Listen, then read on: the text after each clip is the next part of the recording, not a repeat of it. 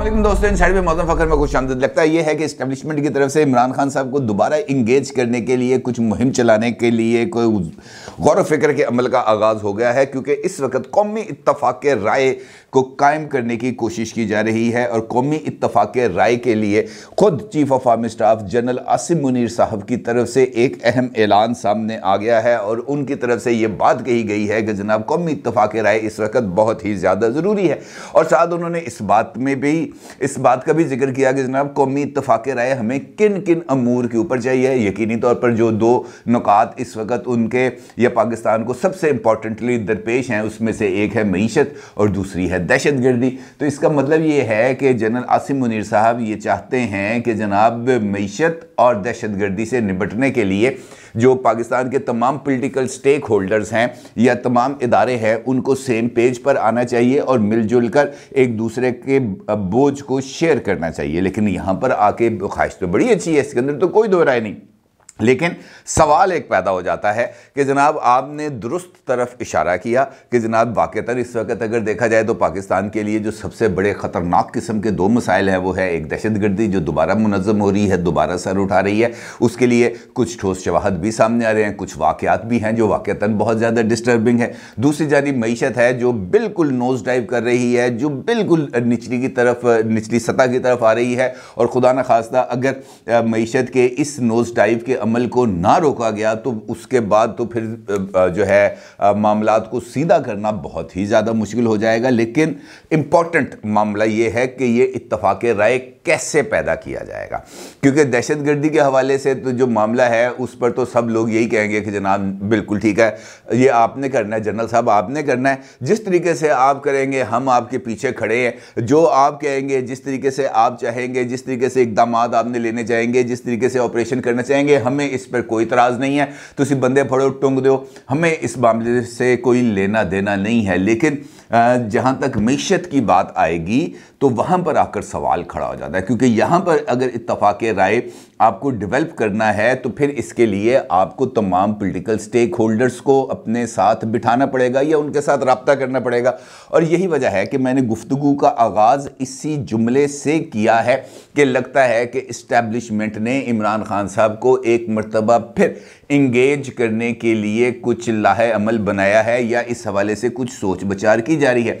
क्योंकि मईशत का ताल्लुक किसी न किसी तरीके से जाकर सियासी सरगर्मियों से जुड़ता है। और इस वक्त पाकिस्तान के अंदर सियासी बहरान जो है वो बहुत ही ज़्यादा शदीद है। ऑल्दो कि हम नए साल में दाखिल हो गए, हम 2022 से 2023 में दाखिल हो गए हैं। 2022 के अंदर हमने पाकिस्तान के अंदर हर रोज़ का सियासी तमाशा देखा है, हर रोज़ के जलसे देखे हैं, हर रोज़ के जुलूस देखे हैं, लॉन्ग मार्चेस देखे हैं, इंटरव्यूज़ देखे हैं, ट्विटर पर तूफ़ान देखा है। और ख़ास तौर पर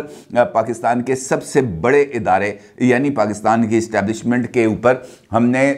इस तरह की बातें सोशल मीडिया पर, इस तरह के ट्रेंड्स सोशल मीडिया पर देखे हैं जिसकी माजी में तो मिसाल ही नहीं मिलती। कभी किसी ने सोचा नहीं था कि इस्टेब्लिशमेंट के उत्ते गल की जाएगी, इस्टेब्लिशमेंट के ऊपर तनकीद की जाएगी, इस्टेब्लिशमेंट को इतने खुले बंदों गाल ही दी जाएगी, इस्टेब्लिशमेंट को इतने खुले बंदों मीर जाफर और मीर सादक यानी गद्दार करार दिया जाएगा। कोई बंदा नहीं सोच सकता था। पाकिस्तान की सियासी तारीख से जो लोग वाकिफ़ हैं वो इस बात से बखूबी आगाह कि ये अल्फाज पाकिस्तान की इस्टेब्लिशमेंट के लिए इस्तेमाल करने का मतलब ये है कि जनाब तुझे फाय लग गए, मुमकिन नहीं है कि आप बच सकें। लेकिन हमारी जो उस वक्त की इस्टेब्लिशमेंट थी उसने ये तमाम चीज़ों को बर्दाश्त किया और शायद ये जो बर्दाश्त है इसको कमज़ोरी के मानों में भी लिया गया। अब सिचुएशन ये डेवलप हो रही है कि जो हमारी मईशत है वो इस वक्त शदीद तरीन ख़तरात से दो चार है और अगले 3 महीनों के दौरान यानी पहली छमाही के अंदर यानी जनवरी, फरवरी और मार्च पाकिस्तान को तकरीबन $4 अरब के जो कर्जा जात हैं उनकी अदायगी करनी है। और ये जो पहले 6 दिन हैं जनवरी के, 1 जनवरी से लेकर 7 जनवरी तक, इसके अंदर $1 अरब की अदायगी करनी है। IMF अभी तक जो पाकिस्तान की इकनॉमिक कंडीशंस हैं उससे जिसे हम कह सकते हैं उसको तस्लीम करने की वो तैयार नहीं है और हुकूमती काविशों को भी मानने के ऊपर रजामंद नहीं है। उसका मामला ये है कि अगर आपने मीशत को ट्रैक पे रखना है तो डॉलर को मार्केट रेट के मुताबिक होना चाहिए। यानी इस वक्त अगर इंटरबैंक चल रहा है 224 रुपए का डॉलर, जबकि मार्केट के अंदर इस वक्त जो डॉलर है वो तकरीबन 250 257 के इर्द गिर्द घूम रहा है। बल्कि एक स्क्रीनशॉट में आपको दिखाता हूं, ये है मेज़ान बैंक का, और मेज़ान बैंक ने अपनी जो वेबसाइट है उसके ऊपर ये ऐलान लगा दिया है, बड़े जली हरूफ में ये लगाया कि जनाब ये जो इंटरबैंक रेट है इसका हमारे साथ कोई लेना देना नहीं है। अगर आपने कुछ फॉरेन ट्रांजैक्शंस करनी है तो उसके लिए हमें डॉलर्स को ओपन मार्केट से खरीदना पड़ता है, और ओपन मार्केट का जो रेट है वो ही अप्लाई होगा आपकी पेमेंट्स के लिए, चाहे वो एलसी के लिए हैं या चाहे क्रेडिट कार्ड के जरिए पेमेंट्स की जा रही हैं। जो मर्जी आपने पेमेंट करनी है उसका ताल्लुक जाकर, उसके ताने बाने जाकर जुड़ेंगे ओपन मार्केट के साथ। लिहाजा ये जो ओपन मार्केट वाला मामला है ये अब ज़्यादा संगीन सिचुएशन इख्तियार कर गया है, और ये जो इकोनॉमिक कंडीशंस हैं इसके ताने बाने आके जुड़ते हैं हमारे सियासी माहौल से। अब अगर हम देखें 11 जनवरी तक पाकिस्तान की सियासत के अंदर हिलजुल होने जा रही है, क्योंकि इसी दौरान वज़ीर आला पंजाब चौधरी परवेज़ इलाही साहब ने एतमाद का वोट लेना है, और 11 जनवरी को जो गवर्नर पंजाब बलीगुर रहमान की तरफ से ये जो है जारी किया गया था डिक्लेरेशन, जिसके अंदर उन्होंने चीफ मिनिस्टर पंजाब को डी नोटिफाई किया था क्योंकि वो एतमाद का वोट लेने में नाकाम रहे थे। उस केस की समाअत भी होनी है 11 जनवरी को, और इसके साथ साथ पीटीआई की तरफ से ये बात सामने आ रही है, बल्कि फवाद चौधरी साहब ने इसके ऊपर एक ट्वीट भी किया है कि जनाब हम ये जो डिक्लेरेशन हमने यकीन दहानी जमा कराई थी लाहौर हाई कोर्ट में कि जनाब हम असम्बली तहलील नहीं करेंगे, एतमाद का वोट लेते ही हम ये तहरीरी यकीन दहानी अदालत की मेज से वापस खींच लेंगे। हम उनसे कहेंगे जनाब साडा कागज़ इत्थे रख, हमने ये जो आपको दिया था यकीन दहानी कराई थी ये हम विड्रॉ कर रहे हैं क्योंकि हमने असम्बली को तहलील करना है। अब अगर असम्बली को तहलील करना है तो उसका मतलब ये है कि सियासी बहरान शदीद हो जाएगा ना यकीनी तौर पर, क्योंकि उसके बाद इमरान खान साहब ने जो साले 9 के ऊपर पैगाम जारी किया है उसके अंदर भी उन्होंने इस तरफ जिक्र नहीं किया कि पाकिस्तान इस वक्त शदीद तरीन माशी बहरान का शिकार है, हमें सबको मिलजुल कर इस पाकिस्तान को 2023 के अंदर इस माशी बहरान से निकालना चाहिए, हमें एक दूसरे के हाथ को मजबूत करना चाहिए, हमें एक दूसरे का सहारा बनना चाहिए। इस तरह की कोई बात नहीं की। अगर आप ये समझते हैं कि इमरान खान साहब ने ऐसी बात की होगी तो बिल्कुल आप गलत समझ रहे हैं, बल्कि मुझे यकीन है कि आपको इस बात का यकीन होगा कि इमरान खान के मुंह से इस तरह की बात नहीं निकल सकती। अब उनकी तरफ से जो बयान आया है उसमें एक मरतबा फिर इसी सिमत में इशारा है कि जनाब 2023 इंतखाबात का साल है और हम 2/3 अक्सरियत से जीत कर एक मजबूत हुकूमत बनाएंगे। यानी अभी भी उनका जो मतम नज़र है वो इक़्तिदार में आना है और एब्सोल्यूट मेजॉरिटी के साथ आना है ताकि वो किसी की ब्लैकमेलिंग का शिकार ना हो जाए। अब ये वो सिनेरियो है जिसके अंदर आर्मी चीफ यानी जनरल आसिम मुनीर साहब पाकिस्तान के अंदर इत्तफाक राय पैदा करना चाहते हैं। इसका मतलब ये है मेरी नज़र में कि ये जो पहले 10 दिन हैं जनवरी के, ये बताएंगे कि जनाब ये इत्तफाक राय के लिए क्या होता है, क्योंकि इमरान खान साहब की जमात को इस गुफ्तगू के अंदर इंगेज किए बगैर कौमी इत्तफाक राय हासिल नहीं हो सकता,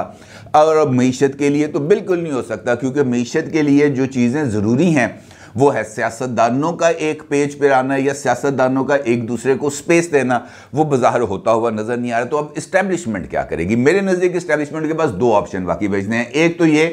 कि सबको कान से पकड़कर बिठा दे मेज़ के ऊपर और उनसे कहे कि जनाब ये जो सियासत है इसको अगले इस साल अगस्त तक आप भूल जाएं। ये जो मईशत है इसको बचाने के लिए एक चार्टर ऑफ इकोनॉमी बनाया जाता है, ये बना हुआ है या इसके ये हमारी तजवीज़ है, इसके अंदर आप अपना इनपुट दें, इसके ऊपर दस्तखत करें और ख़बरदार अगस्त तक किसी ने भी कोई चूं की। ये तो एक तरीका है और शायद इस तरीके पर अमल दरामद से कुछ नताइज निकल जाए। लेकिन अगर दूसरा तरीका अपनाया जाए कि जनाब आप आपस में इनको आपस में बिठाने के अमल की हौसला अफजाई की जाए और ख़ुद दरवाज़ा खोल के बाहर निकल जाएं, ये वाला ऑप्शन या ये वाला तरीक़ाकार कामयाब नहीं हो पाएगा,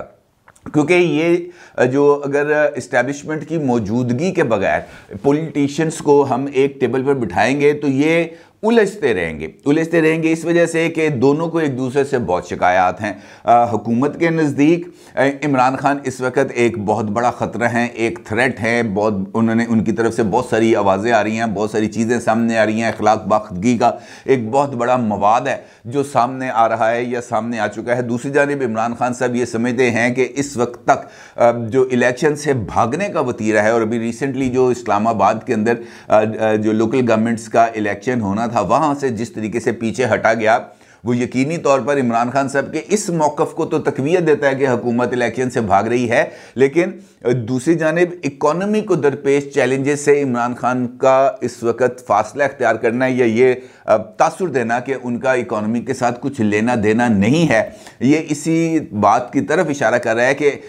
सिंपली इनको बिठाना काफ़ी नहीं होगा, क्योंकि यहाँ से फिर कुछ बारगेनिंग का नया सिलसिला शुरू हो जाएगा। अब दूसरा रास्ता बज़ाहिर खासा मुश्किल नज़र आता है, लेकिन पहले रास्ते के अंदर कामयाबी के इम्कानात मौजूद है, बशर्ते कि हुकूमत की तरफ से लचक दिखाई जाए, ये कहते हुए कि जनाब आपकी बातें अपनी जगह पर, मईशत के अंदर हम किसी तरह का कोई वो जो है उसकी बहाली के अंदर रुकावटें नहीं डालेंगे, सियासी इस्तेहकाम क्रिएट करेंगे। और अगर आप ये कहते हैं कि अर्ली इलेक्शन कराए जाए, हमारा ये मानना है कि अगस्त के अंदर मुद्दत ख़त्म होगी, चले जून के अंदर बजट पेश करके, बजट मंजूर करके हम असेंबली को डिसॉल्व कर देंगे, कुछ इस किस्म का कुछ गिव एंड टेक हो, तभी कुछ दोनों के लिए विन विन सिचुएशन पैदा हो सकती है। अदरवाइज अगर असेंबली टूट जाती है पंजाब की और उसके बाद खैबर पख्तूनख्वा की,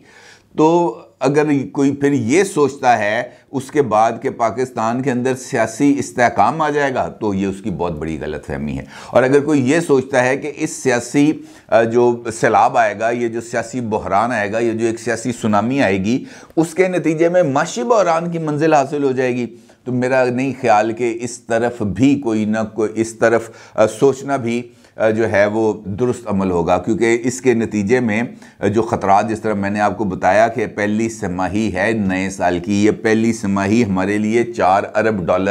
का लोन पेमेंट के लिए जो है वो ख़तरा लेके आई है। $5 अरब 80 करोड़ टोटल इस वक्त फॉरेन करेंसी रिजर्व्स हैं स्टेट बैंक ऑफ पाकिस्तान के पास, जिसमें से $5 अरब जो है वो $2 अरब उसमें से चाइना के हैं, $3 अरब सऊदी अरेबिया के हैं, जिनको आप खर्च नहीं कर सकते, देख सकते हैं, खर्च नहीं कर सकते। इस सिनेरियो के अंदर $4 अरब की पेमेंट एक बहुत बड़ा सवालिया निशान है, और ये इस सिमत की तरफ इशारा कर रहा है कि हम इस वक्त एक ख़तरनाक किस्म की सिचुएशन के अंदर दाखिल हो चुके हैं। और यहाँ पर इस तरह की सिचुएशन जहाँ से असम्बलियाँ टूट जाएँ, जलसे जुलूस शुरू हो जाएँ, हंगामे शुरू हो जाएँ, दहशतगर्दी इन जलसों जुलूसों की आड़ में, इस इंतखाबी मुहिम के आड़ के अंदर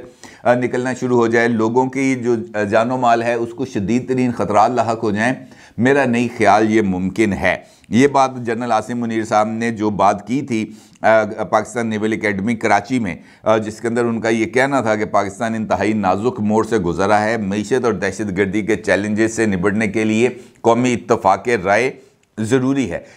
इस बात के अंदर कोई दो राय नहीं है कि ये एक हकीकी सूरत हाल है, एक हकीकी तस्वीर है जो जनरल आसिम मुनीर साहब ने दिखाई। लेकिन इस सिमत में आगे बढ़ने के लिए वो जो उनके एक हाथ में जो एक डंडा सा है ना, वो जिसे हम कहते हैं कमांड स्टिक, मेरा ख्याल है कि उसकी झलक दिखाना भी बहुत ज़रूरी है, क्योंकि उसकी झलक दिखाए बगैर जो वो ये फरमा रहे हैं कि जनाब मईशत और दहशतगर्दी से चैलेंजेस से निपटने के लिए कौमी इत्तफाक राय की ज़रूरत है, वो डंडा दिखाए बगैर, वो कमांड स्टिक दिखाए बगैर, वो ताकत दिखाए बगैर ये इत्तफाक राय वो हासिल नहीं कर पाएंगे। और ये इत्तफाक राय अगर हासिल नहीं होगा तो इसका मतलब ये है कि ना मईशत बेहतर होगी, ना सियासत बेहतर होगी, और ना ही दहशतगर्दी के चैलेंज से नुबर्द आज़मा हुआ जा सकेगा। अपनी राय का ज़रूर इज़हार कीजिएगा। आपका बहुत शुक्रिया। अल्लाह हाफ़िज़।